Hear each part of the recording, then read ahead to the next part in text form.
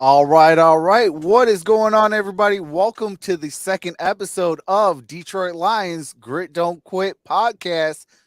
My name is Troxel. We got our good guy, my co-host, Cy Gray. What's going on, Cy? Hey, what's going on, Trox? How you doing tonight? Pretty good, pretty good. Hey, excited. We got a lot of news out there coming Hey, down the pipe hey, about our Detroit absolutely. Lions. Looking forward to it. So let's go. Let's go get it. Absolutely. So the first one was we had some new signings. Okay, as my phone's not acting right. Okay, there we go. Um trying to get the article up. I don't know why it's not coming up. Good old technology in your basement. So, yeah. There you go. Okay. Okay, there we go. Okay, so the article was shout out to Jeremy Reisman broke the kind of news about an hour ago around 5:30. So, we have had multiple oh, got to turn myself down. Okay. So we had multiple hiring. So like we had JT Barrett last year. He was the offensive assistant and JT Barrett was the offensive assistant. Now his new title is assistant quarterback coach. Hmm. What's your thoughts on JT Barrett, a former Buckeye, Yeah, being our that's quarterback that's coach? that's the only thing right there, man. Former Buckeyes are nuts, and guess what? Nuts get crushed. Hey, but in this instance, it's fine, man. I'm a big fan of former players coming in Oh yeah. to help out some of the people, from a player's perspective. I think they just understand it a little bit more intimate. So him backing up Mark Brunell, who is our primary QB coach, I have no issue with it because while everybody may not be able to perform at a professional level, JT Barrett himself, that doesn't mean he doesn't have any football IQ. Right. So he comes from a big university, smart kid. I think he was a 3-year starter at Ohio State. So he understands football. So, yeah, for sure. So it's an upgrade for him. I think that's nothing but another A. Absolutely. And it kind of makes sense to me because it's like, okay, like you said, another former player coming into that Dan Campbell coaching tree. Oh, yeah. It's littered with a bunch of former coaches, and I love that Yeah. because how are you going to relate to a lot of your players? Well, have you been in that position? Well, being a former player, they're going to be like, yeah, I've been in your shoes. So listen to me because I'm going to put you in the best position I can possibly bring you in. And Mhm.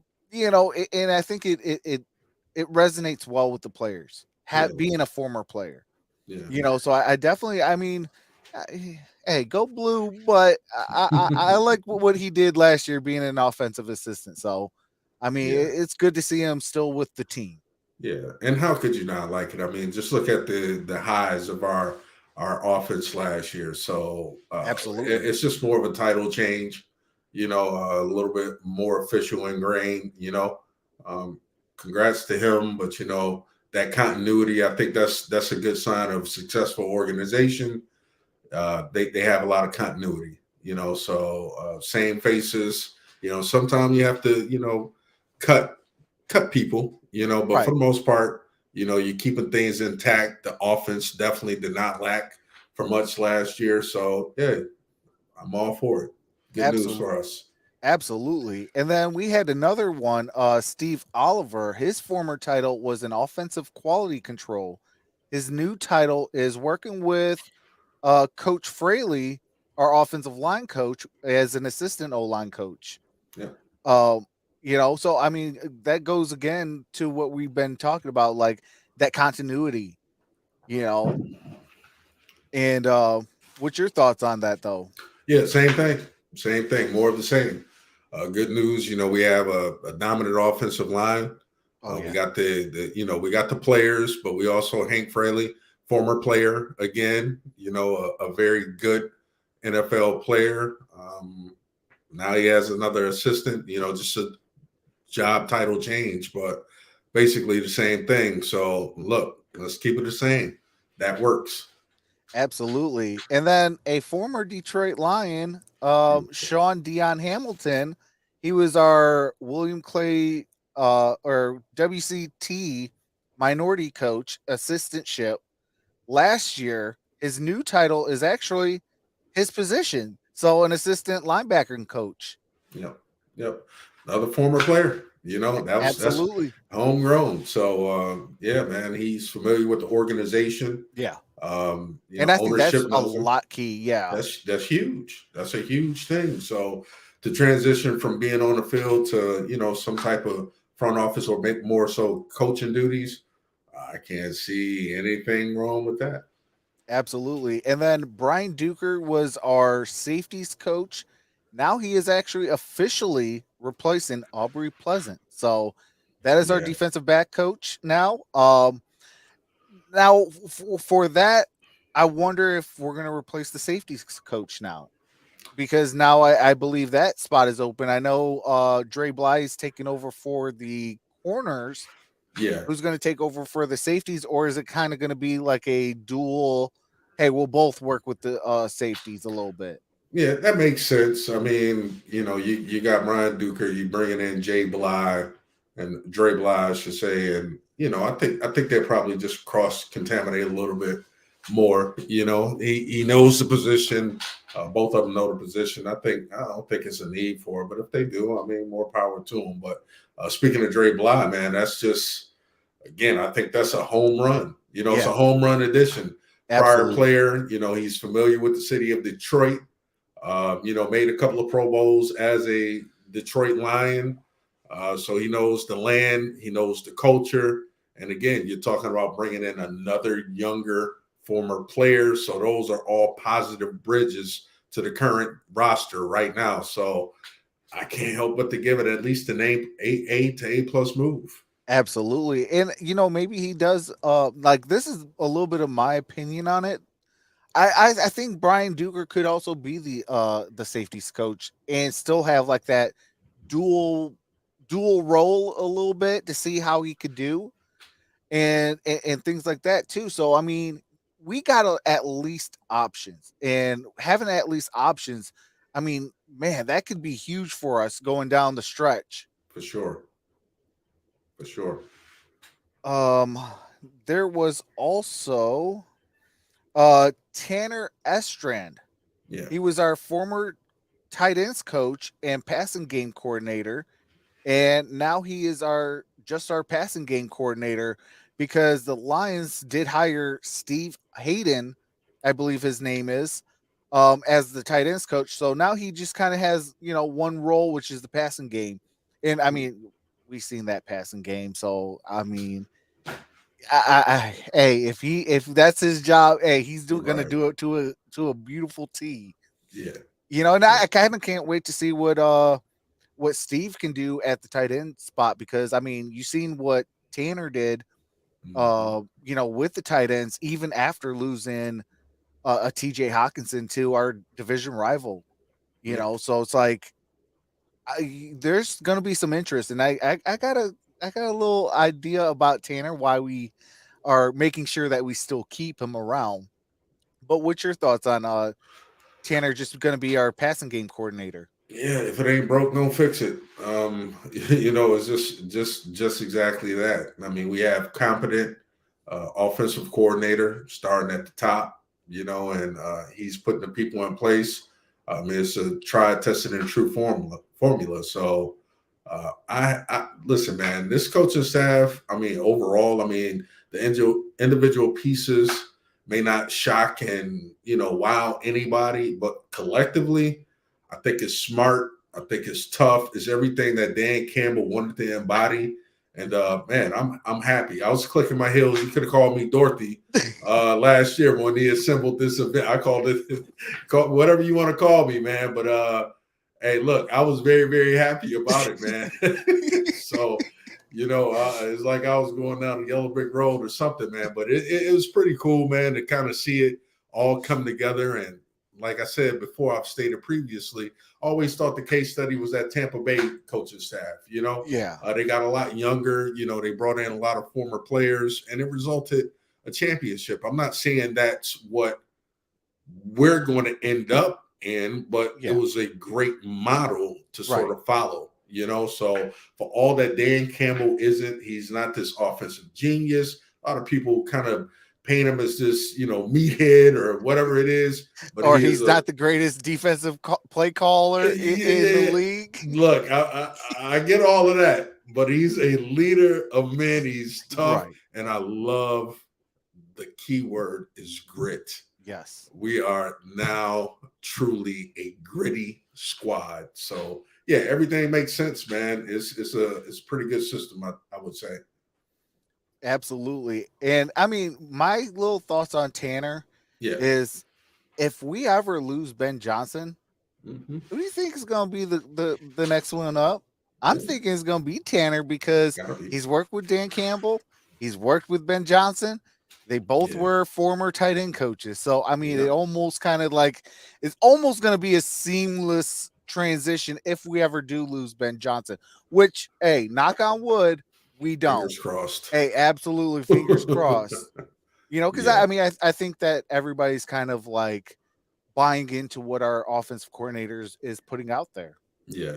And honestly, as much as I don't want to lose him, I would say a little surprised that we didn't, but Yeah, that kind of is a testament to his character. yeah, Yeah, there's 32 teams, and there's only one head coach. You can have multiple positions underneath it and opportunities. But for whatever reason, his interviews from the general consensus, they went fine. And that's the new hot young offensive coordinator. That's what the NFL wants. So yeah, he definitely fit that mold. But for whatever reason, whatever conviction, whatever closed door conversations they had, he stayed aboard. And yeah. trust me, I think I speak for all of Lions Nation. We are happy. We are very happy. Absolutely. Yeah, Let's so I give go. it up. Yeah, definitely salute to them, man. They're keeping that continuity, keeping everything in place. Absolutely. And I love that as well. I mean, I think what he said was so much and it had so much power behind it. We have unfinished business. Yep. Knowing that we were one game away from the playoffs, Yeah. we got some unfinished business. Yeah. And I think that kind of ticked him off a little bit because they were playing lights out. I mean, 8 out of the last 2, or I'm sorry, 8 out of the last 10. So they 10. were 8-2 in the last 10. Yeah. To miss the playoffs on a fabulous finish, like Yeah. we got some unfinished business. Like, hey, let's Yeah. go. Yeah. Strap your boots, get your chin strap on. Let's go. Yep. And then we also had another signing. William Clay Ford, minority coaching assistant and defensive quality coach. Dre Thompson, he's joining the coaching staff.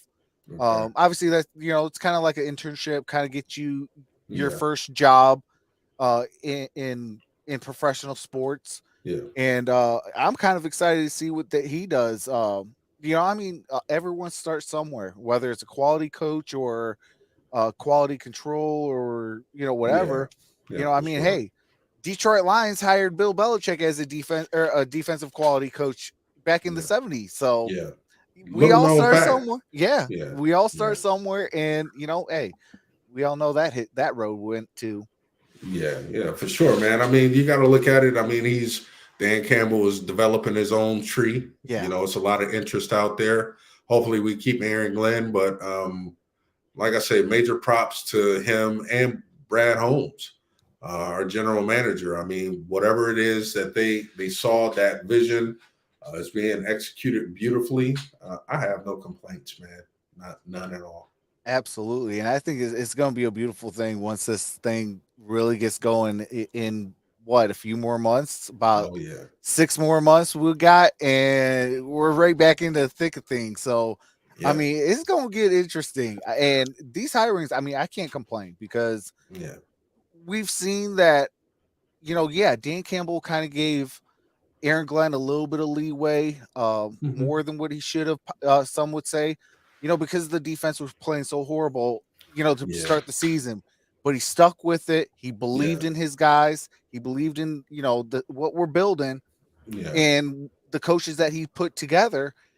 and he gave him that little bit of leeway. And then you seen right after that bye week, the minor changes, dumbing down the system or this, that, the other to kind of go back to the basics. And Yeah.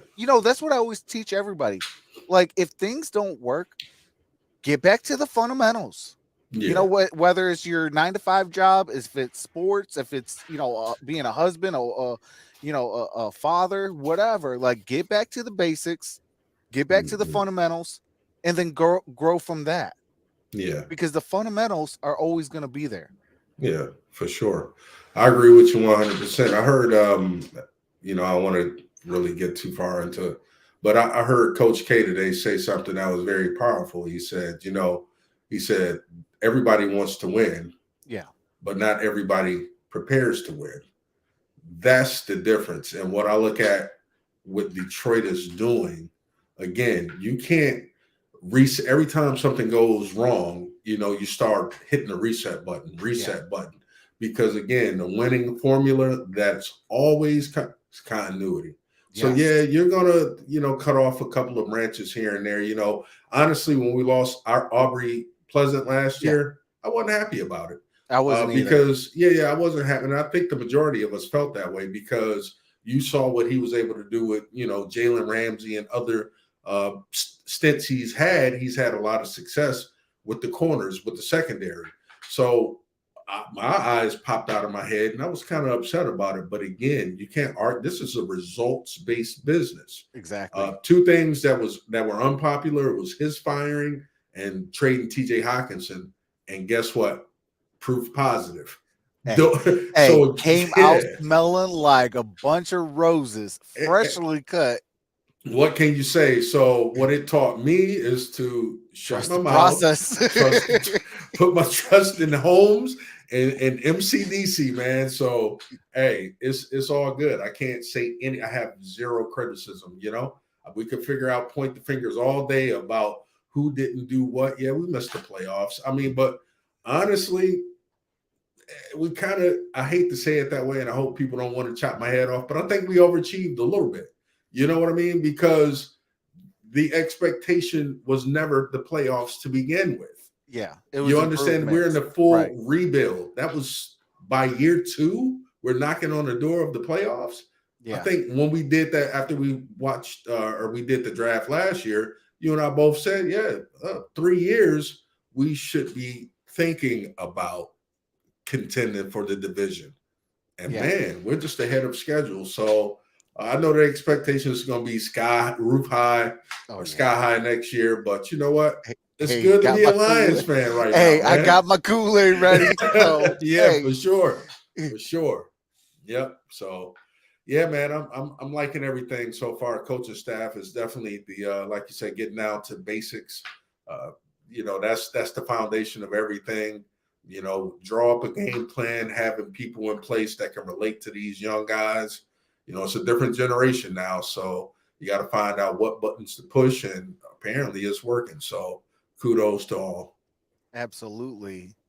So our next topic, what is our next topic? Our next topic is um cap casualties. Yeah. Wow. So okay, we all know that cap casualties are going to be rolling in as free agency comes out next month. Mm-hmm. Uh, I mean, hey, some people are going to be here, some people are going to be going elsewhere. We're going to be bringing in new faces, Yeah. and so my question to you is, who do you think could be either your number one cap casualty, or you can even go with a group of cap casualty? It's kind of hard to say at the time because you got so many different things going on.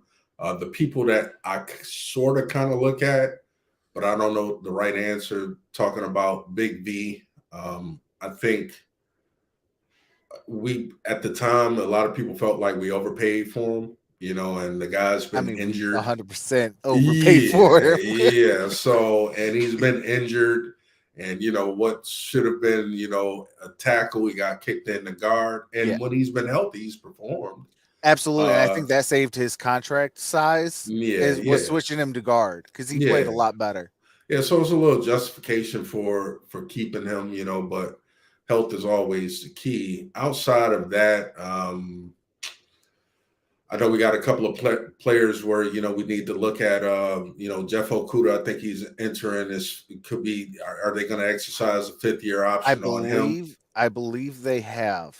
I They believe they did. have Okay. exercised his 5th year, and I believe Okay. it's going to be around $11 million. 11 million. Okay. Yeah, Yeah. So because I he hadn't heard that. just missed the cut for at least being a player Hmm. because he's missed so many times. So if he missed a lot of times and we've already picked up his 5th year, then Hmm. he's going to get the lowest amount, which is 11 11. million dollars. 11 Now, mil. if he was an actual player a lot of his time, he would Yeah. have got $12 million. Yeah. And then if he would have say been a key aspect of the team, I think he Yeah. would have been $15 million. And then if he made one Pro Performance. Bowl, right? Yeah. Yeah. Yeah, and then Performance if he based. made one Okay. Pro Bowl, he would have made $17 million this Wow. year. There you go. I just think the guy's just too talented. I mean, we already know his history. Yeah, Getting drafted by a totally different regime. That right. first year was a wash. The second year he gets injured. This is technically, it's like it was his first year as Yep. a full time starter, and even that wasn't. It was mixed reviews. You know what I Right. mean? So you got mixed results. But back to the cap casualty.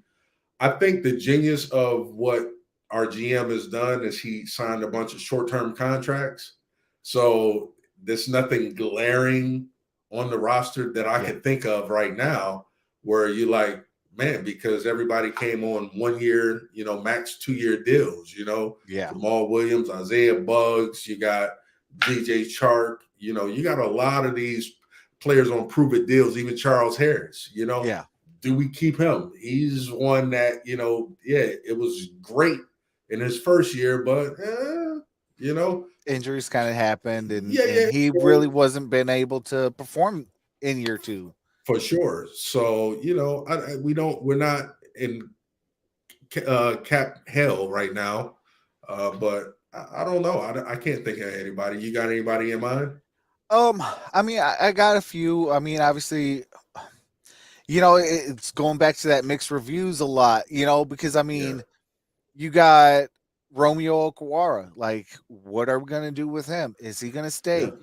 Did he show in that short sample enough to garner to stay on this team? Another one, Mike Hughes. yeah, He's another one, a corner. yeah, Did he show enough to garner staying with this team? I mean, there's so many of these, like, they're not really hurting us, right, but we could still kind of keep them around if need be. Like, because yeah, they're not going to break our cap right, situation. I right, mean, really in free agency, there's nobody really that stands out. Now, if you want to go like, I want all the best players, and like we were talking in episode 1, where we can go after, say, Deron Payne and some of these other guys, top name guys, then yeah, Romeo's gone, Michael Brocker's gone, Big V's gone, and then that'll free up the money to sign those types of guys. right, So, I mean, it's really going to depend on what does Brad really want. I yeah. mean, if Deron Payne is going to be gone from the Washington Commanders, do we cut a few people to get him? Well, and that because it looks like, I mean, I'm just looking it up now. I mean, roughly we got 16 million in free cap. So if you take on a player like Deron Payne, well, that's sucking up everything, and you're going to be faced with that With cap reality, casualties, where yeah. you create cap casualties at that point. We had previous discussions where it's just like, do we do this? Well, we know it's an area of need for our team. I always said I would prefer to take production over potential, but I don't want to completely negate the NFL draft either. So that's all potential. It's nothing realized. So then you start separating it. Well, who are the most productive people in the potential pot? Right. So it's a lot of different ways to chop it up.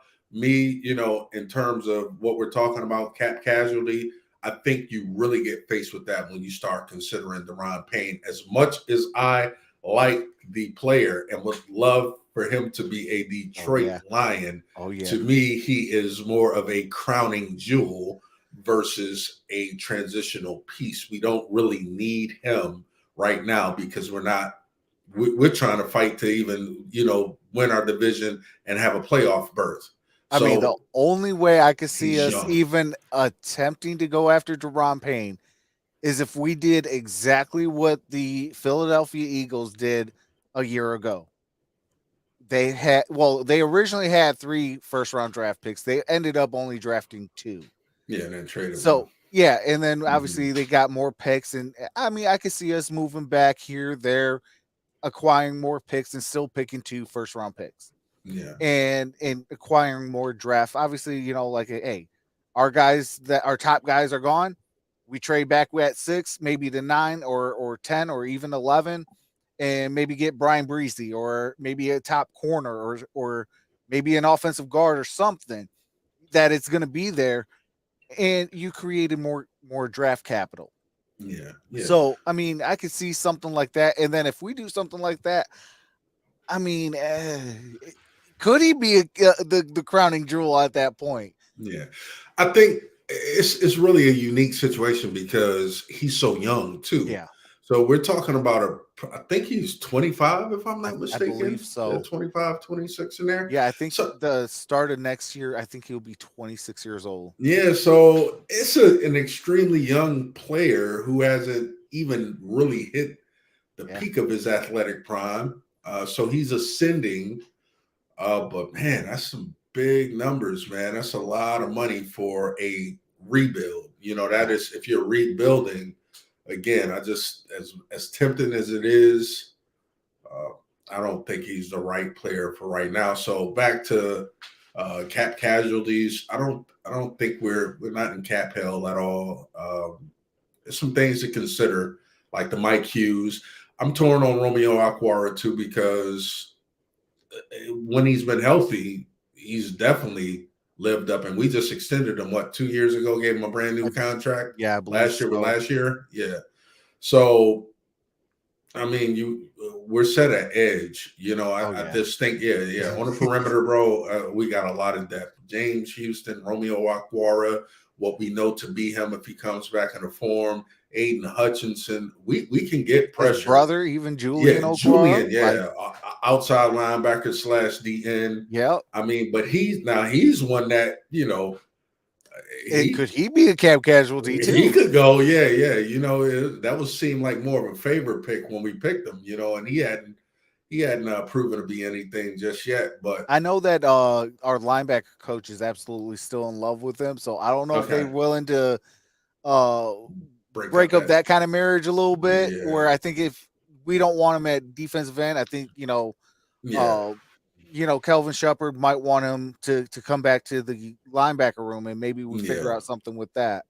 And he's not costing anything, Right, he's still on a So rookie deal. yeah, on a rookie deal, so he's nothing to really like closely examine, unless you just have an abundance or something. Well, somebody has to go, Right. So, yeah, outside of those players that you mentioned, I mean, Mike Hughes is not a difference maker. I mean, but how much is he really costing us? Probably not much, but a I few mean, a drops short. in a bucket. I mean, it adds up, Right, So, right. I mean, but I yeah, mean, if he's going to be on a team friendly deal for another year, I'm okay with that. yeah, If yeah. he's not trying to break the bank, I mean, if a lot of our guys that don't want to break the bank, come on back. I don't have no problem with that. Mhm. Because guess what? What did we start off the show with? Continuity. Continuity, That huge. builds championships. What was our biggest knock back in the 90s? Back in the Barry Sanders, we tore it down instead of building upon, Yeah, and that cost us the Super Bowl. yeah, You for know, sure. so I mean, hey, if they want, I've obviously, maybe Romeo can kind of hook us up a little bit. Hey, can you take a pay cut a little bit? Hey, Michael Brockers, can you take a pay cut a little bit? You So know, that's the biggest one right there. and I wasn't thinking about it, is Michael Brockers. Uh, for my money, he can go. I wasn't For the thinking about him. production. Yeah. I get the intangibles. I understand he came from a winning organization. He's a Familiar with has Brad Holmes yeah, and yeah, he yeah, does. I get all of that, but bro, it's about production. Rubber yeah. got to meet the road, and really, that dude has been stealing money. I'm sorry. I You know, mean, real talk, I can't disagree with that. yeah, I mean, I think that if they put him solely at D tackle and not at edge, yeah, I think he brings maybe another year. But for that price tag, I don't. That one's the hardest one because I like him. I yeah, believe in the continuity of, hey, Brad knows him, he believes in him type of thing. But yeah. like you said, it's a performance space. So if he's It not is. going to live up to the performance side, either take a pay cut if you want to stay, or we're just going to have to let you go. No hard feelings. Yeah, Wish you well. Hopefully you land on your feet. Hopefully it's with the championship squad, but yeah. the show must go on at that point. See, and I don't understand the inner workings of it either, with the dead cap and all of that. If we were to cut them, and all of those things that it could breed, but just on the surface, I get the intangibles, I get the leadership, I get all of that stuff, but man, we got some young guys, waiting in the wings. I still want to see what's going to happen with Levi Arunzarike, Yeah. however you say it. I want to see that if he's going to be able to come through and perform. I know he has some personal issues. Yeah, also that Aleem. severe back injury too. I So mean, we'll yeah, see. Aleem McNeil. I think he's done well for what he is supposed to be. It'd be nice to have a nice pressure, a defensive tackle that can get some pressure. But Michael Brockers, I I think don't know, those man. pressure days are almost Yeah, about done. I mean, he's getting up there in age. I mean, he is. He at this is. point, I mean, I think he's more ready to retire Yeah, than say put the pads on one more time.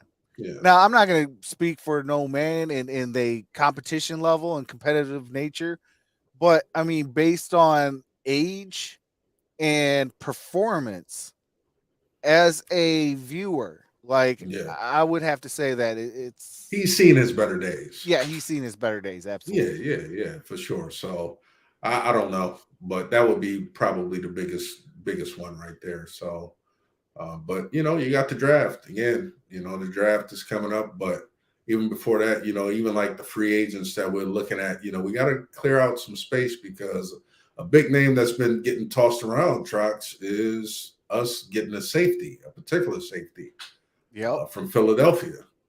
Yeah. So how do you feel about that? If we got Chauncey Gardner Johnson, you know, how much is he going to command? Those safeties. Yeah. That's that. Yeah. Especially if he wins on Sunday. Like See, that price tag's going up, up, it's going to up. go up. So It's going to go up. So his name has been floated out there, and again, if you're making preparations to kind of sort of bring in a big name like that, well, now you got to really start examining it. So absolutely. we got safeties in the building. I know Tracy Walker is recovering from injury as well. He Not sure if actually he's made an announcement, said OTAs he's gonna be ready. that's So what he said, right? hey, Yeah, hey, yeah, yeah, yeah. hey, I Yeah, gotta get myself one of these. Come on, man. yeah. Yeah, that's what That's he what he said. said. Yeah, that's what he said. So, what we'll see, man. But with him, between him and my God, well, I keep forgetting the young boy that played so well at safety this year.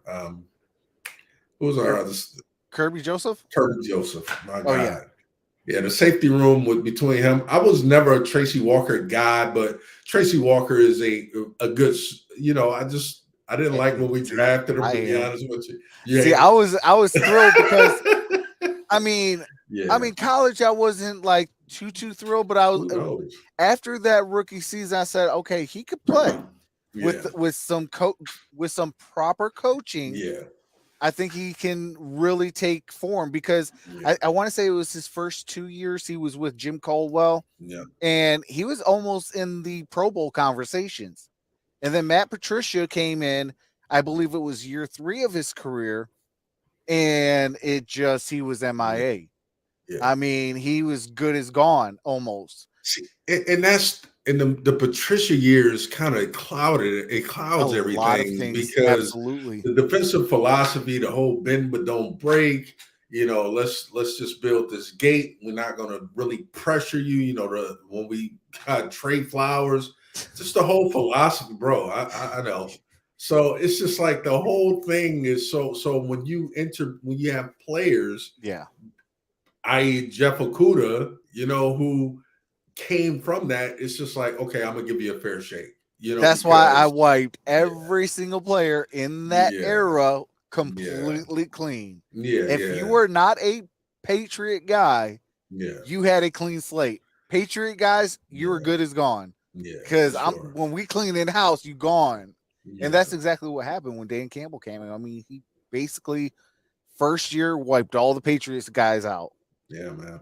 Yep. It's a testimony to, again, great coaching and great GMing, So Absolutely. yeah, You so know, and that they that goes a long ways too. Is the good coaching part because they got the direct hands with them, whereas a GM they're let's just get the guys for our coaches. right. You Yep. know, so when they're both on the same page, and then they're getting the players that they've gotten on the same page, that's where that well-oiled machine comes in, and that's why I was so hype on Tracy Walker. And when he got that contract last year, Right. I mean, it was kind of ironic. Yeah, his first year on the new contract, he gets injured, but I mean, it's football. Injuries happen. Injuries going to happen. Yeah. I mean, yeah, we might have our back of our mind thoughts of okay, maybe he got full. Yeah. But I mean, Yeah. again, I'm never going to question a person's competitive nature, and I believe that he's going to have a bounce back year. And I think Yeah. with him, with Kirby Kirby Joseph, Joseph. and also possibly coming back, Deshaun Elliott, I Elliott. think. I mean, safety room is almost as good as all locked up, outside of maybe another backup guy. Yeah. You Yeah. know, And just like Deshaun Elliott, I mean, that's just somebody, you need a filler. I think he performed pretty oh yeah, good. I oh mean, yeah, it was good. So coming over from Boston, or not from Baltimore. yeah, So yeah, man. I mean, we could look at the draft for that. The draft. Between draft, you don't have to spend a lot of money to address it, but you cannot be cheap either, and and just naive as yeah, well yeah, too. to Like, oh, believe we that, we yeah. we good. Yeah, yeah, Like, yeah. I So mean, it's just a address healthy it. balance. Yeah. Yeah, it's a healthy balance to it. You do need to make some acquisitions, but again, understanding what a rebuild is, in my opinion, let's just go draft based. And once we start instilling this winning culture, which is coming, Oh then yeah. yeah, maybe we start looking at some key I mean, acquisitions. I feel like this year we're going to make the playoffs Hmm. as long as the pieces fall into place that they're supposed to. Like we get our free agents, we get our um, draft picks that we need to take that next step. Right. There's one thing about the history of the Lions. Like we normally outside of this regime didn't draft well, Hmm. or we usually overspend in free agency to put butts in seats. Where Loyal this fan regime is base. actually making the proper football decisions Yeah. that is needed, and a lot of that I give credit to Brad Holmes, Chris Spielman, Yep. player, or I'm sorry, a person that a lot of us forget that we still have, John Dorsey.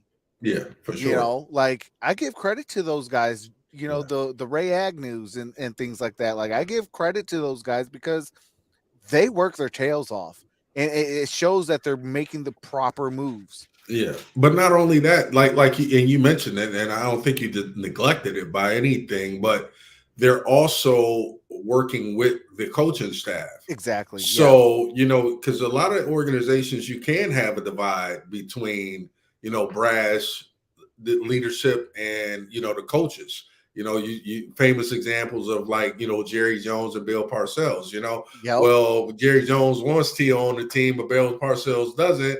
Now you got this divide, and it's like everything seems to be harmonious. So right, even with the Boston turds that I call them, like one wanted Jeff Okuda, the other one wanted the dude from Carolina, their D tackle. Yeah, Brown. Yeah. Derek Brown. Derek Brown. There you go. Yep. Yeah. So I mean, there was a divide right there, and they're supposed to be Patriot guys. They're supposed to be singing "Kumbaya." So it's like, and that's the one thing that I love about this regime. It's just like, it's such a breath of fresh air from anything that us Lions fans like. For 35 years, I've never seen this like this. Yeah, man. So it's like, put your ego aside. Exactly, for the pick up the one good. pride. Yeah. And march on, man. You're absolutely right. This is the first time I'm 46, but I've been a Lions fan since about 89 when Barry got here. And I started really paying attention to Detroit. But man, I hate to say it this way, but it's like, this is my team that I love, but I hate them at the same time. You know what I mean? Because it's just like cardiac cats. Oh my gosh, man! It's just every year I'm pissed off at the draft, and then you're seeing everything that excuse me, but I'm upset with the draft. I'm just never happy, and it's like, why do you stick with this team? Well, this is my birthright. This is where I'm from. I'm not going to change my colors, but it's very frustrating. To see T-shirts rebuilding since 1957. God, that was so eloquently stated. Yeah. Or hey, what about this one? Just one before I die. Yeah. So I want to turn it into a Cubs thing, but I mean, the way we're 100 years before we get a championship. Man, it's just so again. We're agree. Creeping with up on 100 years though. Yeah, I know. So, but I agree with you, man. It looked like the ship is turned in the right direction, and I want to speak only positive vibes. I think we're all got a little PTSD from the years. You've been 35 years of, and all we've really known is same old lines. But this is everything but that, man. Props to Sheila Hampford, bro. I'm gonna tell you, I was worried. I got in the comments during during the announcement when she got the team, and I'm just like, no disrespect, but William, God bless the dead, but William Clay Ford was a loser. Martha Firestone Ford was a loser, and guess what? She's getting the team from losers. So it's just like, I wanted them to either contract it or sell it to Mark Cuban or something, Yeah. But hey, I retract all of those statements. Miss Ford, Miss Hampford, if you've seen those things and seen my little name pop up in the comments, I do apologize because I thought it was just more of the same. So she's been everything but that. She's letting the football folks do football things. So we have never seen that happen. Wow. William Clay Ford, what was his biggest knock? Yep. He kept people longer than they needed to be here. Barry. Martha Ford, what did she do? Yep. Same exact thing, but a little bit less. But I mean, the core foundations was mostly there. Yeah. And so I mean, track records kind of follow in this case. So when it got to Sheila, it's just like, holy smokes. Yeah. She finally listened, like somebody finally listened to the fans of higher football minds, let them do their job. Yeah. If you want to learn, hey, by all means, be in the board meetings, be in all this and all that, so you can learn as well. Because I'm a firm believer, go get your knowledge. Yeah, for sure. The worst enemy is not understanding what's going on or not knowing where your money is going. Yeah. And, I mean, have your hand a little bit into it, obviously by learning, but say-sos and stuff like that, let the football minds do what they're supposed to do. Let him take care of it. That's why Dallas can't do what they do because he wants to. I mean, I get you're the owner, bro, but if you're gonna, that's me. I'm a manager. Yeah. Why am I'm hiring people? I let them do their job. Yeah. If they need some help or assistance or something like that, then of course, but once my ego and pride gets in the way, then now Yeah. I want to shine. You have that situation. You know what I mean? All this talent, but yet you continue to fail. So, and it never even got that way with Detroit. So, Yeah. but it seems as though she's hired these people. She put her faith in them. She put their trust in them, and her and Spill, everybody that whatever they're doing, it's working. So major props to her. Absolutely. And one more thing that we gotta hit on is she took responsibilities for her actions. Mm-hmm. She was the one that wanted, the Boston guys come in here and was okay with the Matt Patricia hiring. And she was like, hey, I made a mistake. That's not going to happen again because Right. I'm going to be better. Yep. And that right there just shows me that she has accountability. Players are going to look at that and be like, our owner took accountability. I'm Yeah. going to take accountability if I miss a play. I'm going to take accountability if I miss a practice or I miss a game or whatever.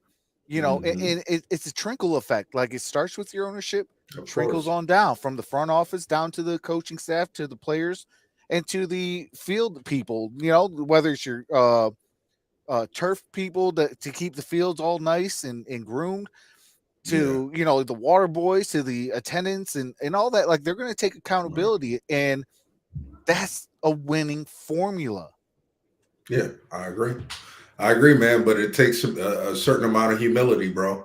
And Absolutely. and everybody don't possess that. Yeah. So she seems to own it. She's executing it, and it's been happy days so far, man. So, like I said, we got a lot of stuff going in, and the off season still got a few boxes to get checked. Yeah. Between free agency and draft, but if there was one free agent that you are really eyeballing outside of not named Deron Payne, who, who would you be looking at, Trox? What do we need first of all for our team? What do you think our biggest holes are? And have you really been eyeballing any free agents I mean, or big names or? a big name.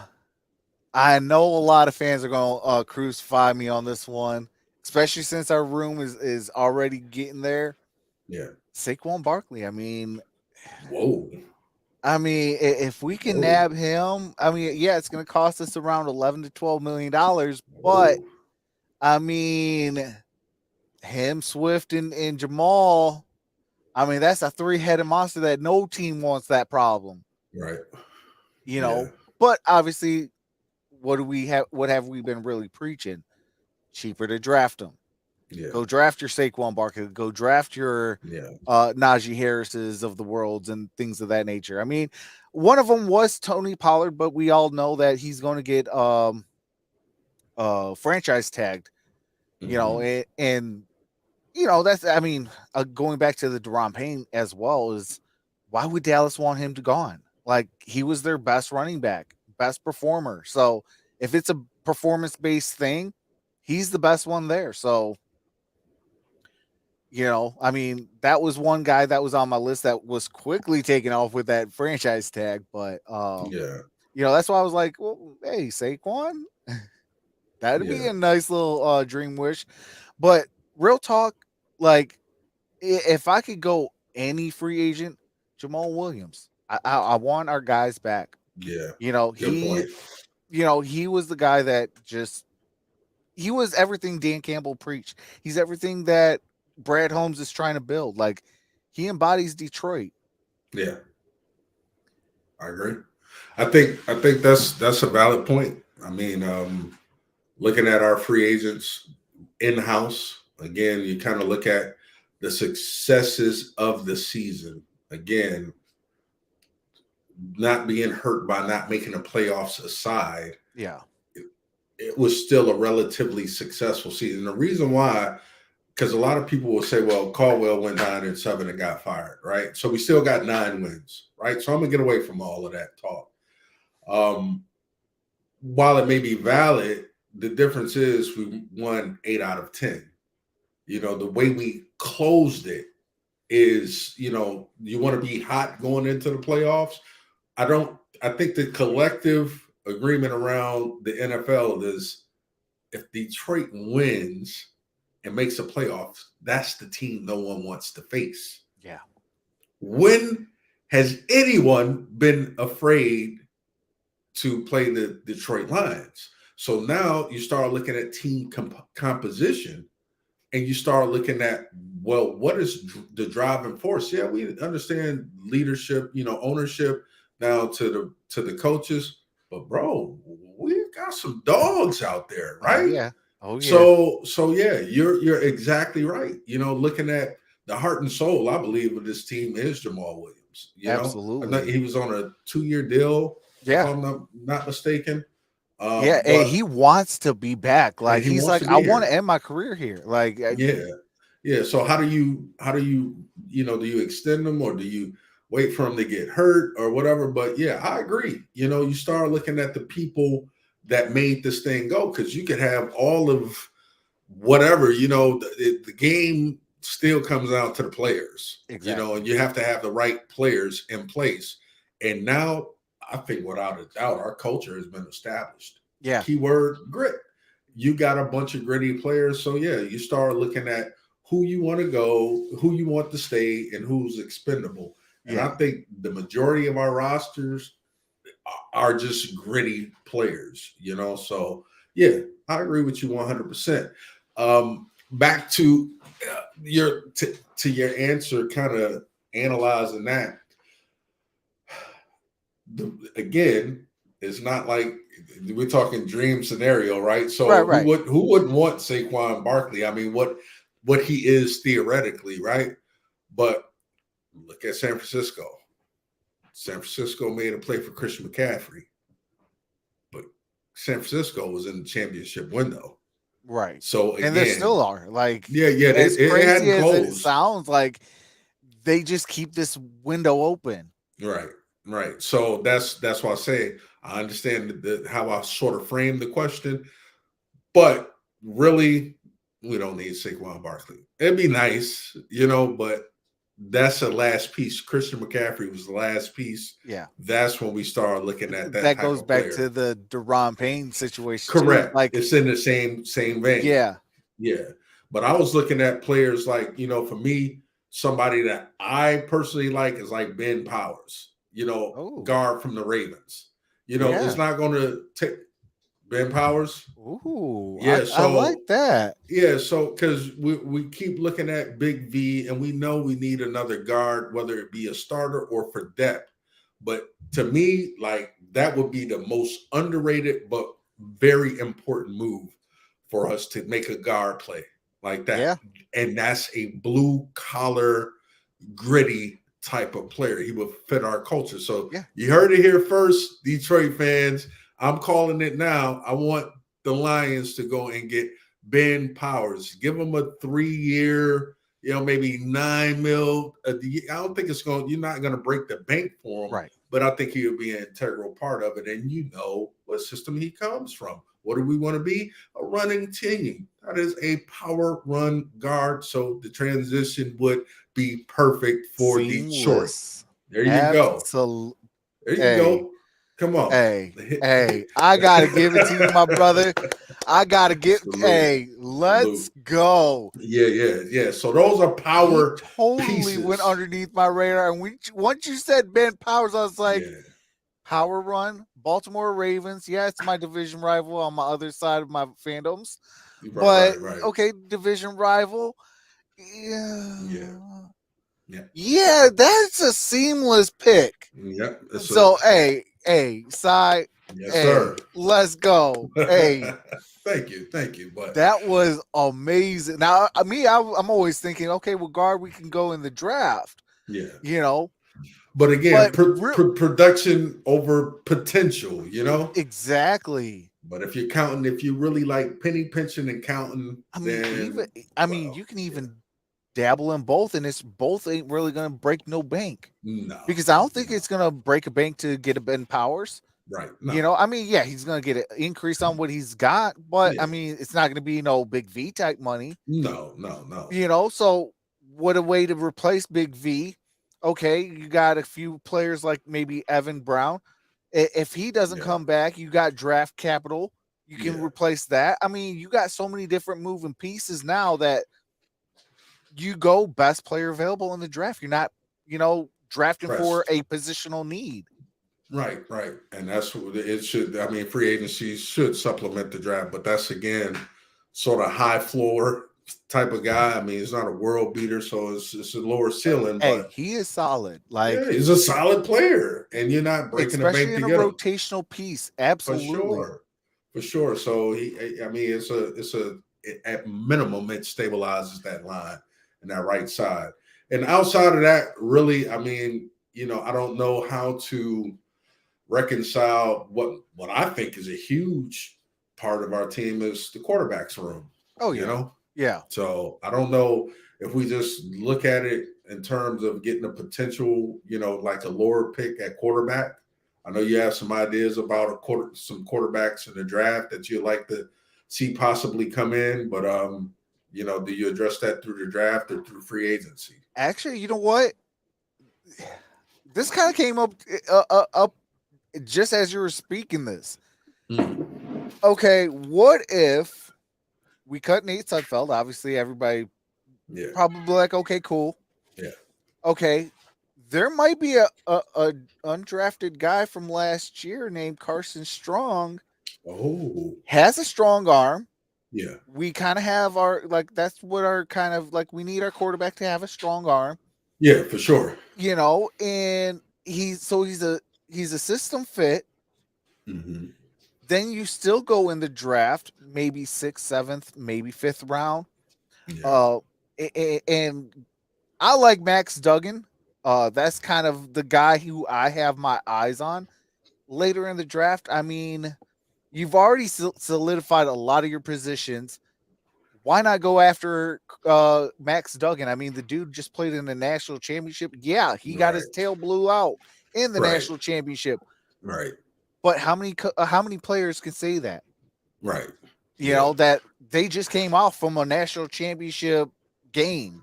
Yeah. Maybe it's not a national championship title, but you played in the game. Yeah. Like, To me, I think he kind of possesses that DNA too, right? We're talking yeah, about grit, somebody that's going to go and get it out of the dirt.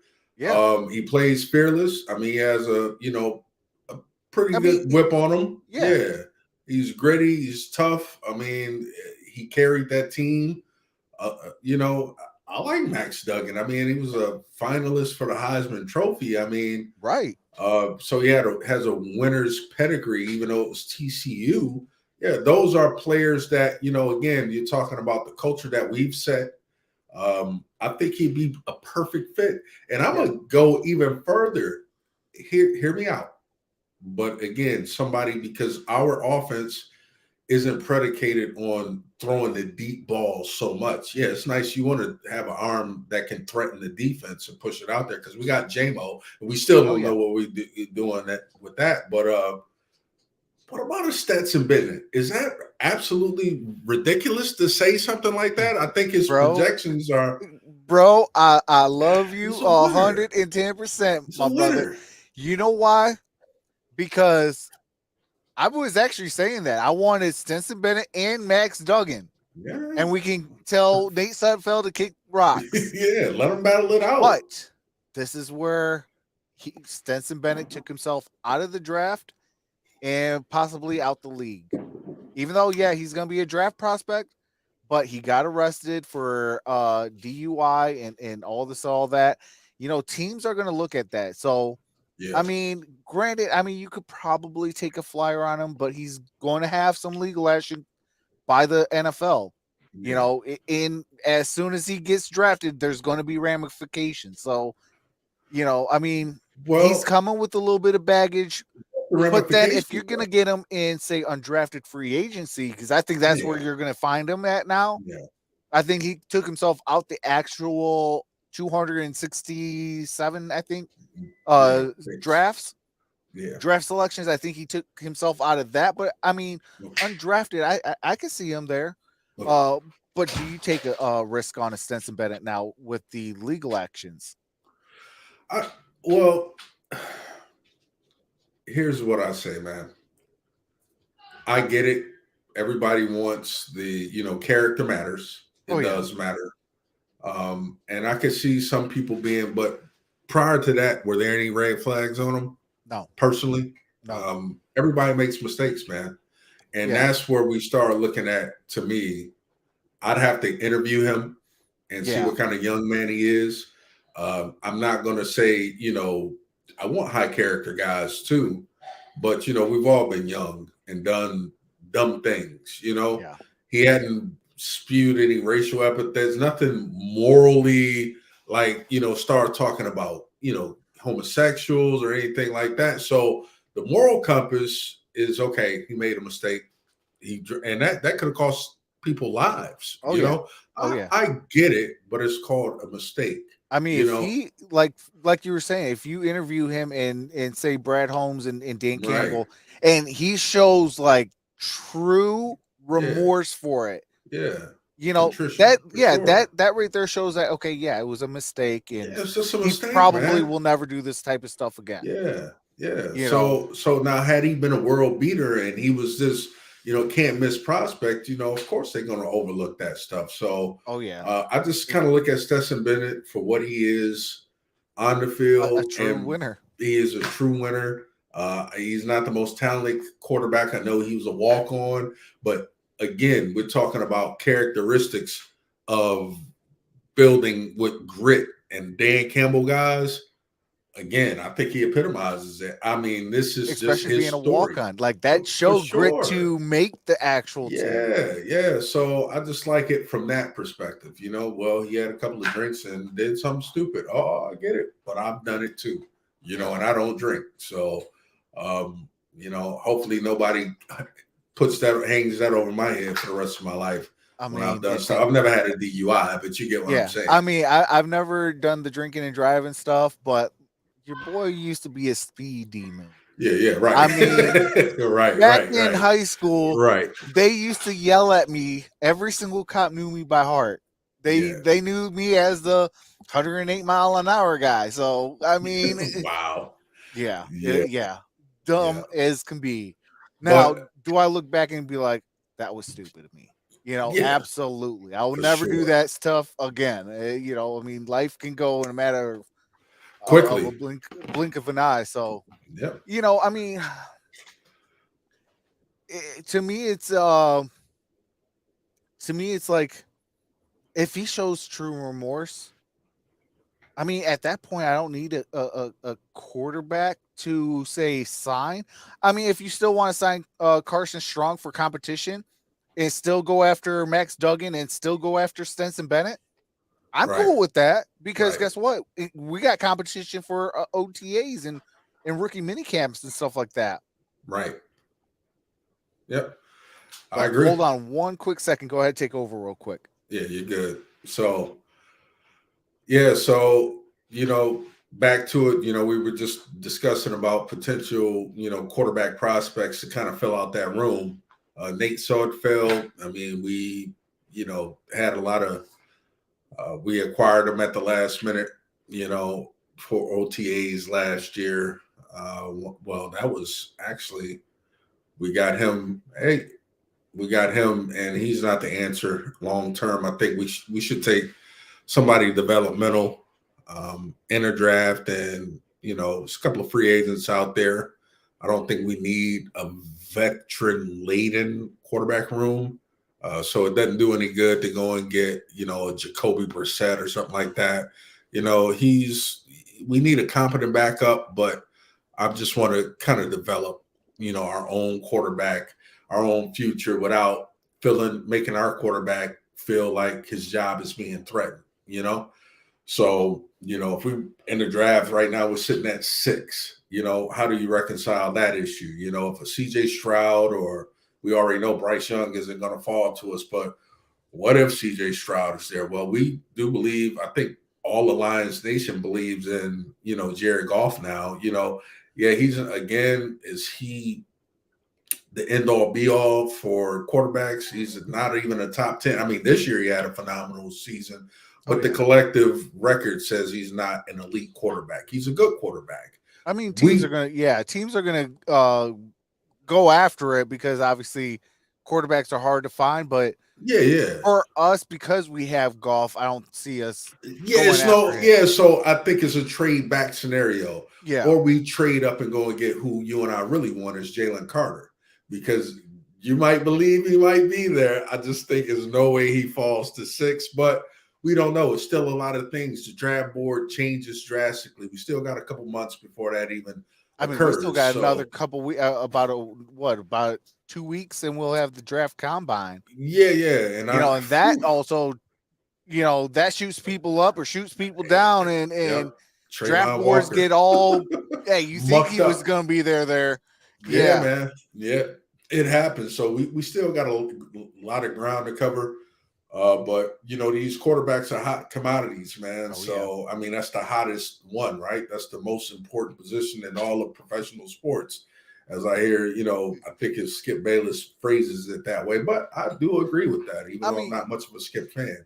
Right. I mean, for me, I'm kind of I got the GM mind, more than an analyst of like a Skip Bayless type minds and stuff like that. So quarterback is very important, but for me, it's that offensive line. Like, if I don't have an offensive line, I'm not going to draft a quarterback first.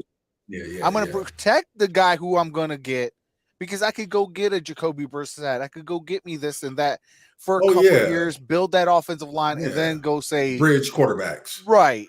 Yeah. And at what point does Jared go? I think he's beyond bridge now. I think this is just our starter, at least for the next couple of years, to the end of his contract. You see, me, I'm going deeper than that. I think this is our franchise guy. I think this is going to be the guy of this regime they're going to ride or die with.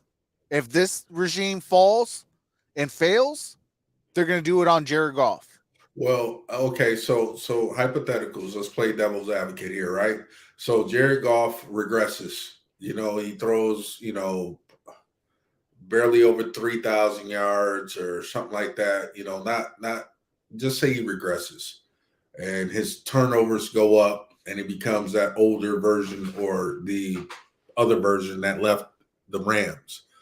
I don't think they're going to pin their hats to Jared Goff. I think because if we win 3 or 4 games and we regress and go backward, of course, at that point, first of all, it's going to be the faction that says, I told you so. You know what I mean? This was sort of an anomaly or outlier, you know what I mean, from what he was. And to me, this is number 1 overall draft pick. Jared Goff is a talented guy, we talked about it when we acquired him. A lot of people just was like, oh, he's not trash. He's just not elite. Everybody can't be elite. There's only 4 or 5 of those out there. You know what I mean? And they don't always go to the Super Bowl.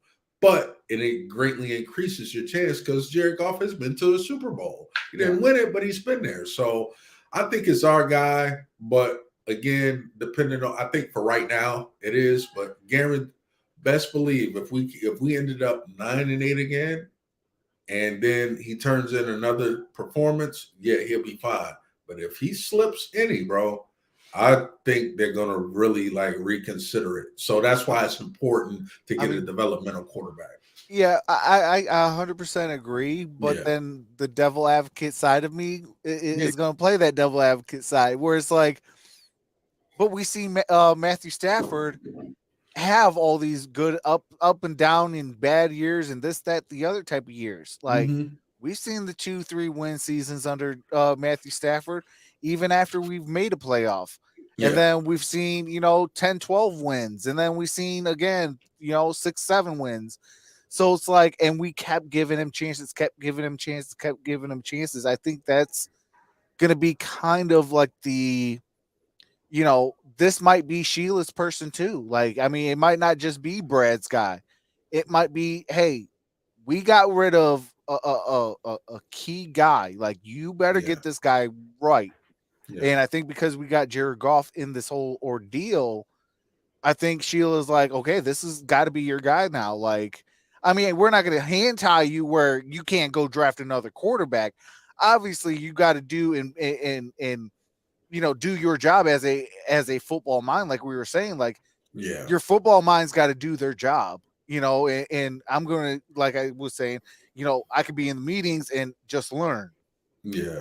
but I mean, like, I mean, If they I were to do think that, it's Trox, if they would do that, you know what they'll be saying again? what, Same old Lions. Because we hold on to players when wait, they're okay, not performing way too yeah, long.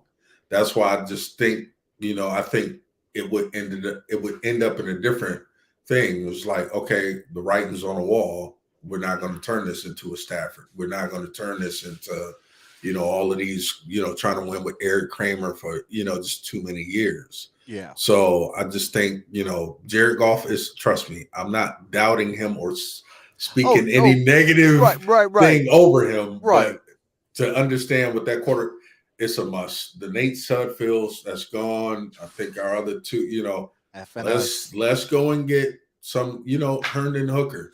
If he falls to the fourth, fifth round, I'm considering.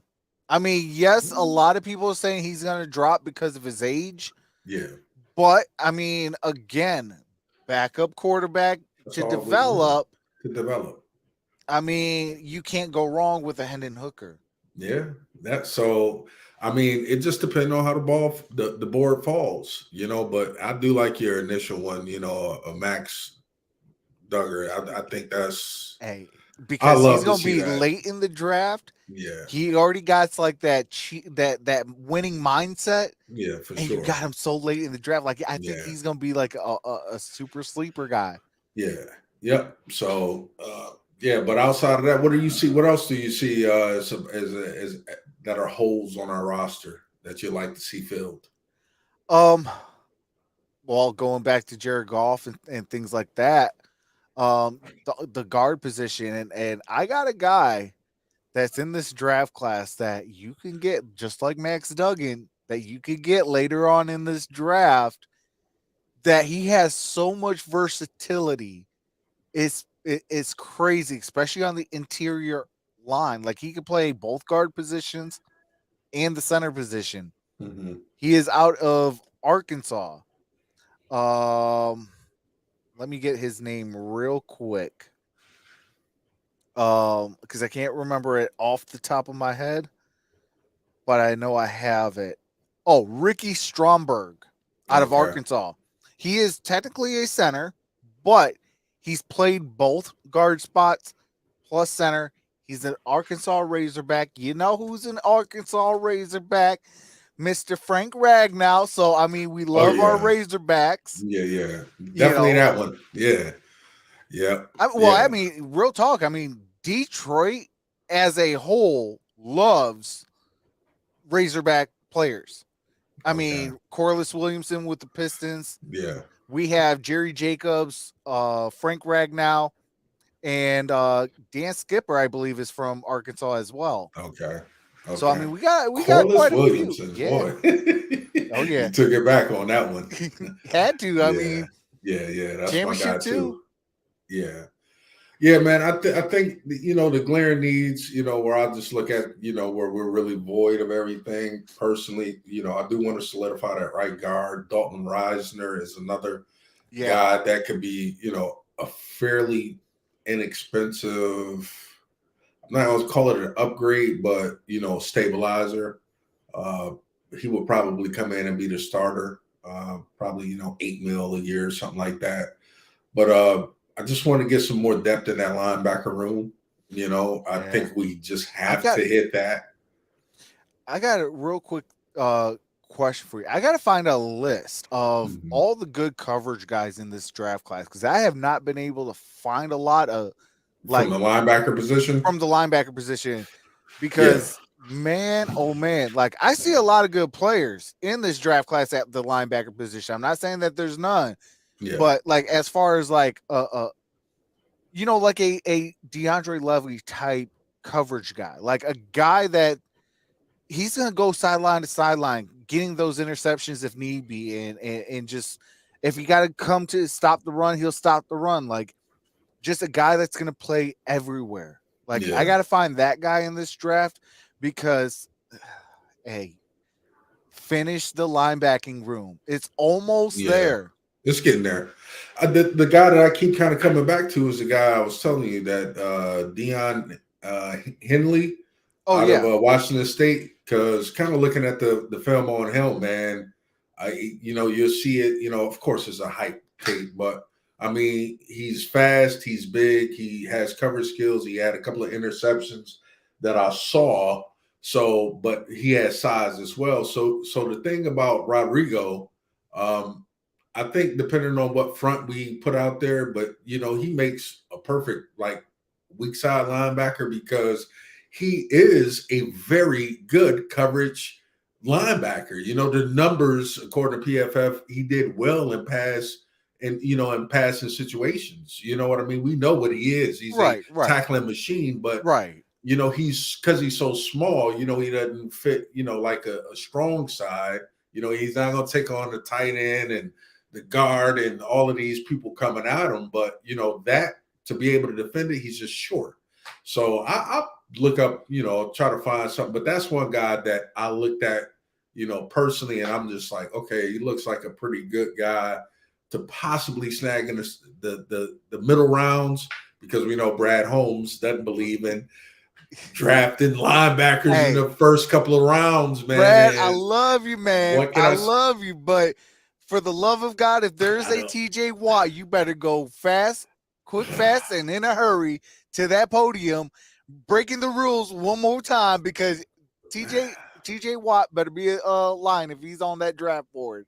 Man. Like you don't pass up on guys like that. I get it. You don't think so? But we got Malcolm Rodriguez, and where do we get him at? I know, but you know what though? Yeah. You get a TJ Watt, and then you pair him up with a Malcolm Rodriguez. Right. Yeah. Now look how much more that linebacking room has grown just with those two picks. Yeah, man. I mean, you and I see it the same way, but I think a lot of us fans see it this way because it's like, I mean, I might not be the smartest guy in this room, but I mean, come on now. Yeah, man. That's just his personal thing, man. So it's just like, I say I trust the process. I trust him, Yeah. I'd be curious to see what we're going to get. But, when I look at, I think the most pressing need is that adding to that linebacker room and understanding we need some additional secondary help, particularly when it comes to corners. Yeah. Amani Oruwariye, very disappointed. Everybody is. Yeah. I just don't. I think he was really just ego crushed. Now, I do got a little devil advocate on Amani. I like Amani. Oh, I do too. I like him, but he had a horrific year this year. Horrible. Now, quick question for you. Playing devil's advocate. Yeah. Amani comes back on a pretense of we changed the scheme from a year ago. Mm-hmm. Then he had to learn a brand new scheme. And then from that brand new scheme, they had to dummy it down and this, that, the other, and try to get this in order because nothing was really working because we were the worst ranked defense. So do you bring him back on that pretense? I genuinely think there's a market for Amani Oruwariye from a measurable standpoint. I think, people that are in trouble. So let's look at this. Eli Apple has a job. I think this is one of the worst corners in the NFL. Bro, the worst. Hey, So- you don't want to get fried like apple. Exactly, bro. So, but this dude is stuck with the Bengals, and they stick with him, and he hurts them. So, I think Amani Warrior. I mean, from prior years, you know, like you said we had a scheme change. We Yeah. did, you know. So it was brand new to everybody. This is from a new defensive coordinator who, in his second year, changed the defensive philosophy.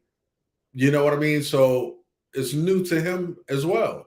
Yeah. I think it was an ego thing that happened with him, maybe a pride thing from being the number one corner for his last 3 years in Detroit to having Okuda having that really, really hot start. And everybody's looking at him, what he did in his matchups with Justin Jefferson initially.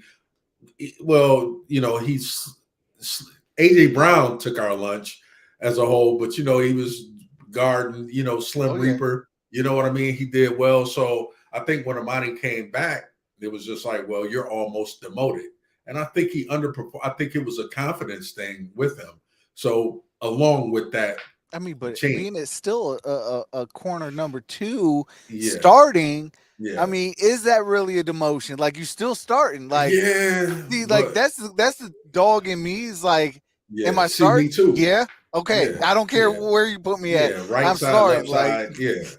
Yeah, you're a boundary corner. But to answer your question, though, Trox, I think, yeah, I would bring him back, no question. But what is he looking for? What is he seeking? Because, you know, he had a lot of that poison too. He was here during the poisonous years, the toxic years, and they saw how, you know, Quandre Diggs left, you know, with a bad taste in his mouth, you know, up in Philly right now, you know, our Darius corner, Slay. Darius Slay. And he's still talking about us. He's still, yeah. About the Matt Patricia situation. Amani Warrior was privy to all of that, and he's seen what Quandre Diggs went on to do. He's seeing what, you know, he went to do. Darius Slay went to do in Philly. So it's just like, okay, well, things individually got better for them when they left Detroit. So it's a matter if he wants to come back. I think the fan base is probably split, you know, 50-50 because he just looks so bad this year. I mean, say 1 year, 250,000. What, league I mean, minimum or whatever the league minimum is? like league minimum type stuff. I don't like, think it. I think somebody I else mean, will give him more. if he says, "Hey, I want to come back," and you know, I'll take whatever. Like, would fans, would they be upset if it's league minimum for 1 year? I don't think he. I think you have to respect that man a little bit more than get him the league minimum. No, Well, I think. No, I'm just saying, like, if like, you know, for whatever reason, like he gets like a league minimum or whatever, or obviously it might be a little bit boost because he did give us 2 good years prior for sure to you know, this one bad year. Yeah. And you know, obviously one bad year should not dictate a person staying or going, but I mean, I'm not going to lose sleep if he's gone. I'm not going to lose sleep if he's here. I mean, but from a, hey, let's show these fans and let's show, you know, the city that, you know, hey, we're going to get knocked down, whether it's an individual player or us as a entire team. We're going to get knocked down, but we will get back up. It might take us 1 year, it might take us 2, but we will get back up. And when we do, we're going to take a chunk out of you. Yeah. You know, going back to that initial Dan Campbell intro, like, this could be a severe case of that Dan Campbell speech. Like, he got knocked down this year. You know, can he get back up? Can he take a chunk out a person's kneecap? Yeah. You know, can he be that guy that's going to withstand, you know, all the adversities and get back up and try to go out there and perform? I'll tell you what, the only thing that I think like a 1 year prove it deal again, you know, 1 year, 5 million, or, you know, 3 to 5 million. If he were to accept that, I think that's reasonable. I think something else that might make him want to stay here is, you got to remember, and again, it's understanding that these guys, we got a pretty big number of Nigerian African players on the team too. Oh, yeah. So Amani Aworiye, you got Jeff Okuda, you got the Akwaras, you got Obenze, yeah. Ize, or So Obenze, Ize, or something like yeah, that. yeah, Yeah, you got that tie as well. So it's an interesting dynamic that may have less to do with on-field abilities versus, he has some people there that he could kind of fellow countrymen too, with the culture. So right. that's major props to the brass. They took that, they looked at diversity as an asset. You know what I Yeah, mean? And now you got this weird, even the corner that's not working out so good. His brother played for the Raiders. Who was the big corner we drafted and was talking about converting to safety? Oh, Out of Iffy Syracuse. Melifonwu. Yeah, Malifonwu. He's another African kid. So Yep. I think Amani Aworiye, again, performance-based business from that model and just looking at it from there, yeah, he looks to seem, it seemed like he would be gone. I would say 75% chance, that he's gone, Yeah. but he did give us a couple of good years. And if you don't all but insult him, I think the reason why he would stay, and I think it'd be wise for us to have him stay on an extra year and just do one of those small 1-year prove it deals, Yeah, I if that mean, makes sense.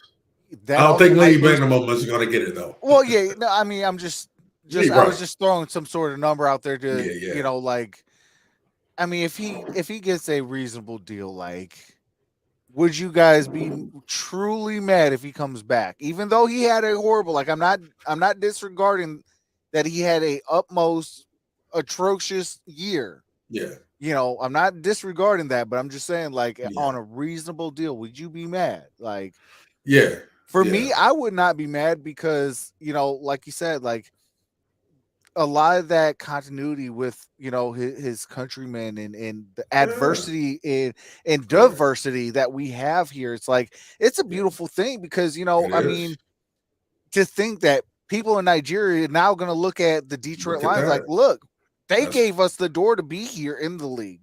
yep. Look Yeah, how many guys that they brought from our country. yeah. It's a lot of Things. them. Yeah, so it's Mhm. like, that's the beauty part about, like, the NFL or even sports in general. It's Correct. like, it could be a gateway to different countries and Correct. untapped potentials over there. Correct. So it's like, Yeah. you never want to kind of sour those bridges and those gaps and things of that nature. So it's like, Yeah. on a reasonable deal, I welcome it. I mean, does that still take a corner off my draft board? No. If there's a guy that fills a situation that I would want this rookie corner, I'm still going to draft that guy. Yeah. I mean, once again, I'm never going to shy away from competition, because once you shy away from competition, you've already admitted defeat. Yeah. I bring in competition. In fact, I mean, hey, I'm a Lions content creator.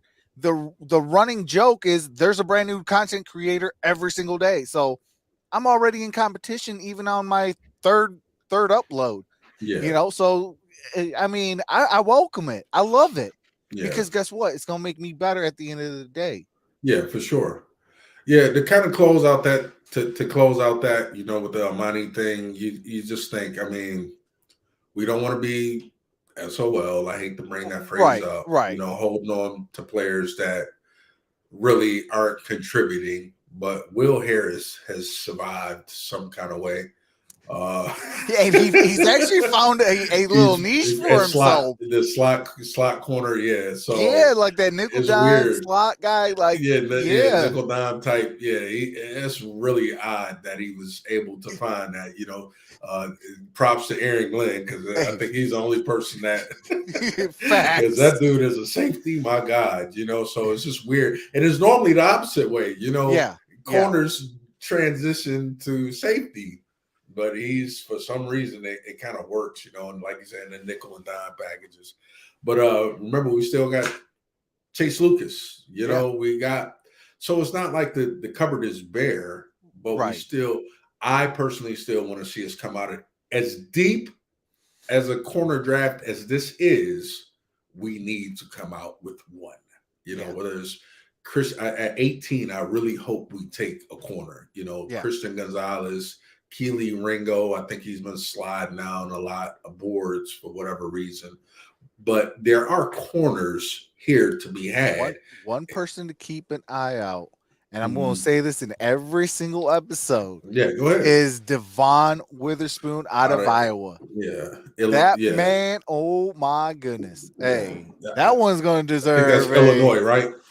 That's the kid from Illinois. That's the one that you're going to get one of these. Oh my God! Yeah, the dude is lights out. Like I cannot wait to do a breakdown film on this guy. Yeah. I think that's one of those hyper aggressive small guys who play big.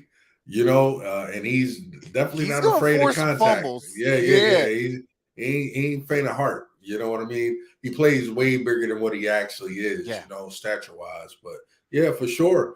I mean, I think he's 6 foot, but I mean, he plays like he's 6'3". Oh yeah. He plays very big. You know, it's like that Denzel Ward type. You know, he just plays much bigger than what he is. Yep. So if he's there at 18, I'm jumping at the plate.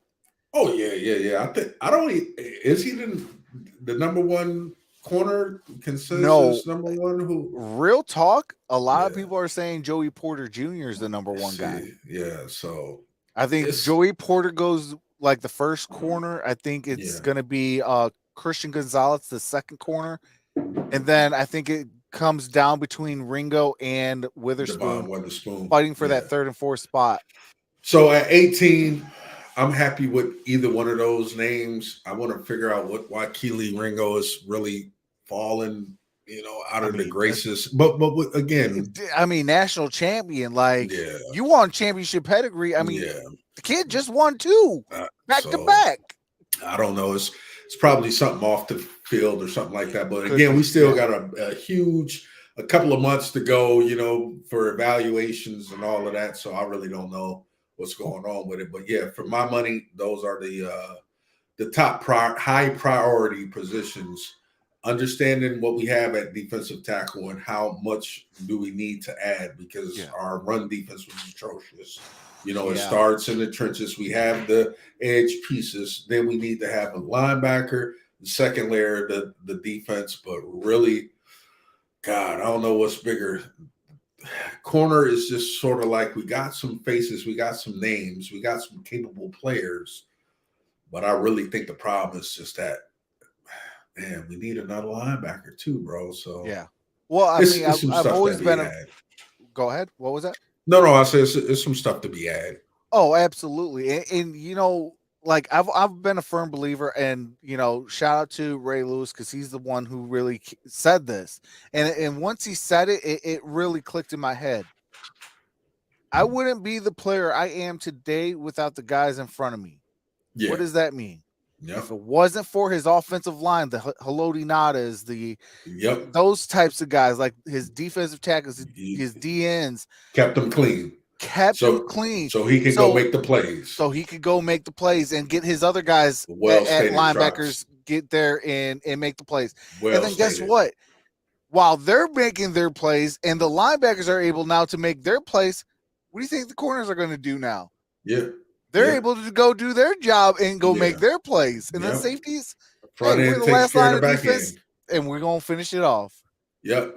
And that's beautifully stated. I'll never forget when Ray Lewis was begging and pounding the table to get Haloti Nada, because this is when Tony Saragusa, was done, and he's begging and crying and pleading for Haloti Nada, and they wouldn't got him. You know what I mean? And you see what Ray Lewis is. So that defensive tackle position is premium, So I'm very high on Jalen Carter. Yeah. Obviously, I think that's probably for my team. I mean, Will Anderson is probably the best overall prospect, but he's an edge rusher. He could also go number one too. He could go number one. Yeah. But for Detroit's sake, I'm all in on Jalen. I would wouldn't be opposed to us trading up to maybe the third spot to go and get him, because what would it take? I was just about to ask you, what's going to take to move up to third? So, I mean, we got 2 second-round picks. Okay, so you gonna give up on? I Are you mean, if gonna I give got to up give on a up the corner 6, I'm are gonna you gonna give give up on a corner or no a second guard? round picks. No, we got Oh, two second oh, round picks. okay. So you're gonna say like a first and like maybe 2 seconds? So I would go from 6. We got the sixth overall pick Yeah, to say get up to 3. Obviously, you're getting that 6. Why not give up one of the second round pick, even a higher one? Because there's only a handful of blue chips in the draft. You're yeah, talking yeah. Will Like blue Anderson, chip, yeah, like top true tier, blue chip. yeah, Yeah, top tier. You know, yeah. that's Jalen Carter, Will Anderson. I mean, I think that's the list. You know what I Miles mean? Murphy, Miles maybe. Murphy is Yeah. he's I mean, he's like a physical freak. borderline. Yeah, Yeah, physical freak. You know, yeah, but I just why Jalen Carter, bro? He dominated yeah. in the toughest division in college football. The SEC. He's Absolutely. Yeah. produced. He was very productive. It's just, bro, that's once in a while. So yeah, that's why I say we could trade up. I'm open to trading up for him. Will they do it? I don't know. But if Right. that dude gets to, the lines are on, or whoever's at 3 is, and he's still on the board, I'm picking up that phone. You guys fall back, I jump up, and we got ourselves prime time right there, baby. You Hey, know what I mean? That's absolutely. prime time. So, and we Hey, still would hey, have a first round pick. hey, can you imagine? Just based on production, okay? Yeah, Just based on production, can you imagine a Lee McNeil, man. Jalen Carter in the middle, James Houston and Mr. Aiden. 9.5 sacks, Yeah. Aiden Hutchinson on Look, both ends, look, like bro. just on a production level. Bro. That's not even including our former second round pick in Josh Pascal. Yep. Like just on a performance basis. Like I'm telling you, bro.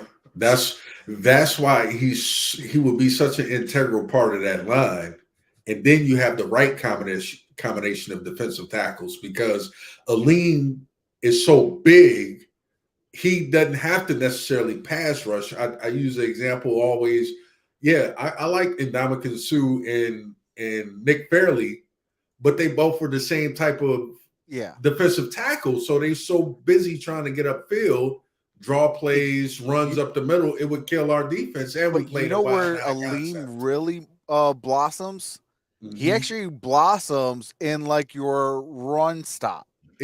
So if he's That's at my run point. stop, and Correct. yeah, It's the right combination. exactly. Now you can have a disruptor up the middle, and you got Aleem holding back because he can almost play a nose tackle in the 3-4 defense. Yes.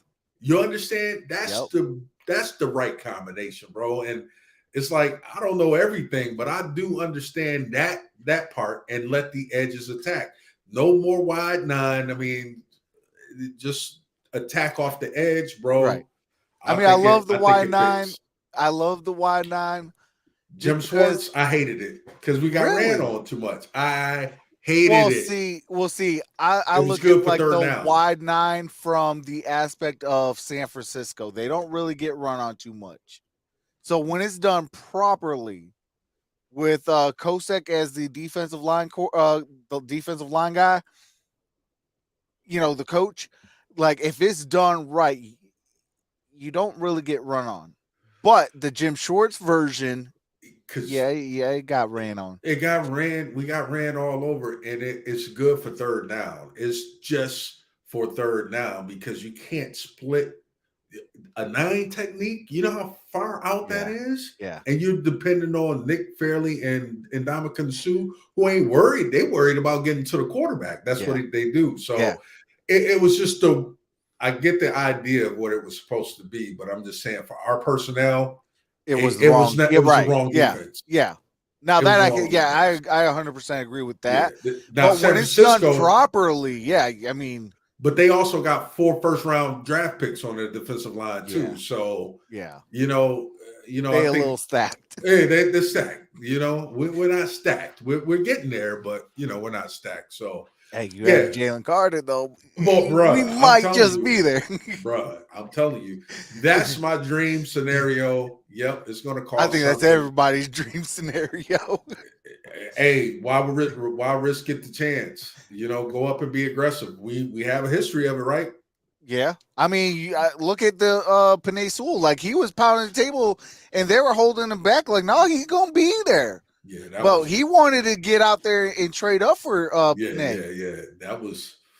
Woo. I mean, I'm glad he didn't, but I'm still glad we got the guy I originally said. Like from day one of the draft process, I said Yeah, Panay Sewell is going to be the Detroit Lions pick. yeah. I didn't see how it was going to happen with Cincinnati there, but hey, Well, I said, Jamar when we Chase, look at it though, it was the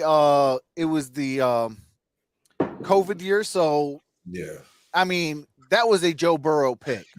When he went and 100%. got his guy and Chase, Jamar Chase, that was a hey, we want to run this LSU thing one more time. Yeah. So It I mean, was. that right there, I was just like, you know what, Panay Sewell's gonna be the pick. Yeah, Said one it's pick his day later, bro. one, huh? Yeah, one pick later. That was the biggest gift. Listen. Bro. I watched it all. I was just like, you guys really have an issue with the offensive line, and it showed up. That stopped them from going and winning the championship last year, and then this year they addressed it, and you saw what happened. I mean, so it's at no fault. Well, it is kind of it was a breakdown of the offensive line, Right. But hey, I don't care about them. I care about us. It was the right pick for Detroit. So Absolutely. only criticism I did have at the time, if you recall, I said him flipping from because we had Taylor Decker. Remember him flipping from left tackle to right tackle. Why it could work? Because remember, at first I was like, oh no, because they should, like they said, I always give the analogy because I can wipe my butt with my left hand don't mean I should, because I might do it, but it's boo-boo everywhere. And I was like, that was a direct quote from another offensive lineman. I forget who it was. Right. But it was because he's so young and so athletic. Yeah. It worked out. So he struggled a little bit, but then boom, he took off. Right tackle. Third or fourth game or fifth game. Yeah. And it just it snapped in. It kicked in. So once I forgot who it was. Yeah. Got injured. Oh, it was Taylor Decker who got injured. Yeah. And he switched over to left tackle. Natural, yeah. Yeah, his natural position, got that confidence. Yeah. Decker came back and it was just a smooth transition over to the right side. Yeah. It's very few players can do that, man. Yeah. You know what I mean? And he is one. But again, the good thing was now. Yeah, I give him props, bro. I love that dude, man. Absolutely. Like world-class athlete. Who else is built like Panay Sewell playing that tackle, bro? That's man. Hey. Yeah. So that would be the dream scenario for Detroit, bro. Trading up, I would sacrifice one of the second round picks personally. If we got a shot to land Jalen Carter. If not, I'm not. It's not that I'm poo-pooing on Will Anderson. I mean, or Miles Murphy. But those how much positions, edge talent you need. Yeah. Well, I feel with Will Anderson and also with Will Anderson and Miles Murphy, they're edge guys. Yeah. What have we been saying for the last two shows? Like, we stacked at the edge. We need either interior or look elsewhere. Maybe a totally different position. Or fall back, trade back. Yeah, exactly. Yeah. And that's what I'm saying. Yeah. Yeah, acquire more picks. Yeah, for sure, man. Because it's like me and you had the discussion, right? I said, well, what's the most important position on the field? Is the quarterback. Well, what's the second most important position? Well, conventional wisdom would say, well, left tackle to protect the quarterback. But I always said, well, I've recently converted to thinking that it's edge, because that position alone is designed to stop the quarterback. Yeah, they have other responsibilities. Sometimes you might have some zone concept, or they may be stunting up front, but it's still designed to stop the quarterback. So if the quarterback is the most important position, then the second, by nature, it should be edge. And what do we have? I'm trying to be careful with my words. We have a lot of edge talent. You know what I Yeah. mean? You can never have too much. You know what I Right. mean? Right. But, I think we're fine. And what I settle for, that's a hell of a settle. I think that's the number one overall player. And Will Anderson he's the best player in the draft. Right. Yeah. But it's kind of, him, Aiden Hutchinson coming off the edge, oh my God, that would be crazy. But that's again, A I dream just still scenario. like, Yeah. yeah, I like Jalen Carter for my money for Detroit. Oh yeah. And if you can't, we trade back and pick Yeah. up. For me, it feels a need, and it's still one of the best players on the board. Yeah, for sure. Yep. So that's a win-win, right? That's what they call it. Absolutely. Yeah. And the trifecta is with our team. Yeah, exactly. So yeah, We for ain't got to sure, see man. it or have to deal with it because we got to impose it. Yeah, for sure, man. So things are bright, man. I hate to keep using the same phrase over and over, man, but we got a lot of ground to cover between now and the beginning of the 2023 season. But team composition, you and I are similar. I think I'm more interested in the GM type stuff. You know what I mean? Understanding team composition. Oh yeah. I do understand schemes too, but it's another tried, tested, and true method is once you draft a player, well, you got to scheme around your talent and not the other way around. So if a Will Anderson comes out, or let's take the curious case of Davion Clowney, a wasted career, well, because he can stand up and play outside linebacker, don't mean he should. That dude is a 4-3 defensive end who hunts quarterbacks. Yet he gets to the Texans, they want to convert him to a 3-4 outside linebacker and wonder why his pass rush numbers are down. Okay, because he's falling into coverage. I can't stand teams that do that. Look at the success of Myles Garrett in Cleveland. That dude is super athletic. You seen him dunking balls and all. But you know what? They let him play his natural position. So stop trying to fit these square pegs into round holes. Let these specialists be what they are, and that's why I say I place such a high premium on the edge rusher. Third will be my left tackle. Yes, sir. That's just me. Oh yeah. Yeah. I mean, it's interesting, right? It's debatable. No, I mean because well, if you land any one of those guys, either Jalen Carter, Miles Murphy, or Will Anderson Jr., I mean that literally is a franchise-defining player. Yeah. That's like your Aiden Hutchinson. What better person to team up with the Aiden Hutchinson? Like that'd be crazy. Or hey, yeah. That's where you just go like this, look your chops, and say, "Hey, y'all want some? Come get some because we coming." We pull that off, dude. You ain't gonna be able to tell me nothing, man. I'm just telling you. Hey, I'm already on Kool-Aid, so what more better than even more Kool-Aid? Yeah, man. Yep. So I think we hit a lot of it, Trox. I think we went through a pretty extensive list. This is show number 2. I think all that have been chiming in. Well, nobody's chimed in, but we got some viewers, it appears, online. So I appreciate y'all. Yeah, this is the skeleton bones right now, but we're expecting greater things out of Detroit Lions Powerhouse Network. I'm looking forward to it. I'm Cy Gray. This is my main man, Trox. Thank you for letting me come onto the platform. Looking to be a key contributor, helping out any way that I can to continue to build this thing, man. And looking forward to some good discussions, man, from here and in support of our Detroit Lions. I appreciate you for being here, and absolutely. I mean, I have a blast doing these shows with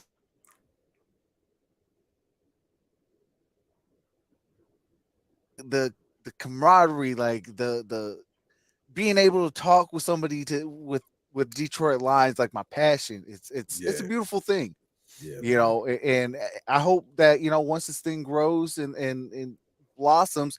And I'm gonna get on to something different to where we're gonna add some things. Yeah, Hey, right. we got something that you want to talk about in the chat. Hmm. Hey, you Looking about to forward. bring? Hey, you about to come on to the show a little bit.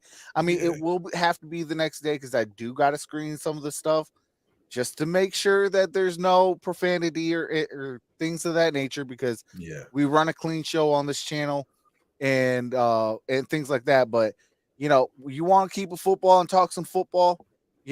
I'm bringing some stuff into the show that we can talk some football can't and wait, man. and things like that. So definitely, it's exciting stuff coming up. Yeah, for sure, man. I'm looking forward to it, man. And uh, like I always like to say, man, I'm always promoting, unity and peace. Facts. I want, me being a native of Saginaw, Michigan, born and raised there, just right down the street from Detroit. Um, this is my squad, man. I love them, and I love our fans. I love our community. I just pray that everybody starts getting along because I got that long view of everything. I've said it before. Um, I look back at all these, huge networks, and you got these huge markets, and there's 1,000 different podcasters and YouTubers, and they seem to be, pretty much behind the team, politics aside. And yet, when I kind of look back at our city and our teams, it seemed to be a little fractured. So hopefully we can, put everything aside, man, let everybody come together and see that we are one. I love our motto, one pride for the Detroit Lions. If we are truly one pride, let us all stand together. We can have a difference of opinion, but Yeah, we can't place my opinion. I mean, it's all subjective. Is not greater than yours because I don't see it the way you see it. Doesn't somehow render me the most intelligent, bright, or smart, and you just being dumb. Vice versa. Let's go ahead and agree to disagree. Sometimes that's fine too. or even sometimes change your approach on how you say something. Like maybe we don't Yeah, understand the way that you're trying to prevail it at. Come up with a yeah, different way to say what you're trying to say. yeah, Maybe we'll understand it that way. yeah. It doesn't have to be, well, you don't understand this, you're so stupid. It's like, really? Yeah, Nah. yeah, because then you start questioning me, and you start putting my pride and Yeah, who I am. I'm very secure in who I am, but again, I'm facts. not here to. Nobody is here to threaten anyone. Right. It shouldn't be. I'm not here to undermine you or belittle you for thinking the way you think. It just opens up the door for healthy discussions, discourse, and you need that same Hey, pepper element. I love that type of stuff, and I Yeah. love a good debate. Like, hey, I'll even invite anybody on the show if you guys want to have a good debate. A good healthy one. Yeah. Where it brings in different things, and we can actually have a good conversation on it. I welcome stuff like that. I love it. Yeah. It's Yeah. football for crying out loud. Like, Yeah, yeah. who It's doesn't like a good yeah, football debate? the great uniter, man. Sports is the great, Absolutely. and I think that's where you were going earlier. Sports is the great uniter. Facts. Put aside all the other stuff, the issues of the world. I get The some people Damar get, Hamlin situation is a prime example. yeah, man. It It brought people unites. together, man. Yeah, we're all human, man. So we're Yeah, different in a lot of ways, but are those differences to be examined to figure out who's inferior, or should those differences bring us together and see how much more we're actually alike? You know what I mean? absolutely. So we all got families, wives, kids, loved ones. We want to go to work, come back, provide for them, and just love on them just as much as you do. So, yeah, it's a couple of different approaches to it. You know what I mean? But overall, I think that's what it's all about is love, man. When it comes down to it, it's about love. So we can love our families and our team in a positive manner. You know what I Absolutely. In mean? a We don't have respectful to go manner. kill. Yeah, Yeah. absolutely. So that's why I love being a part of this network and this platform. You embody all of that, Trox, and you got me, man. I must stay on your side. And all of Detroit, listen to me. I'm on your side too. So we are one Pride. Pride, baby. One pride. So let's get it together. Let's continue to build, man, and much continued success to all. Absolutely. That's all facts. Yes, And sir. man, I appreciate everyone. I think we've seen up to 4 people in the building, which is amazing. I appreciate all 4. And man, I can't wait for tomorrow. We're going to be right back at it, and stay tuned. We're going to have some videos coming out based on the show and things like that. And I'm excited for this channel. I'm excited for the show. I'm excited to have Cy on board. And man, this is going to be something special. We're going to build something special, just like our Detroit Lions. So I love you all. Stay.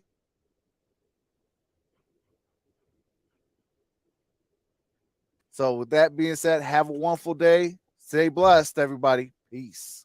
God bless.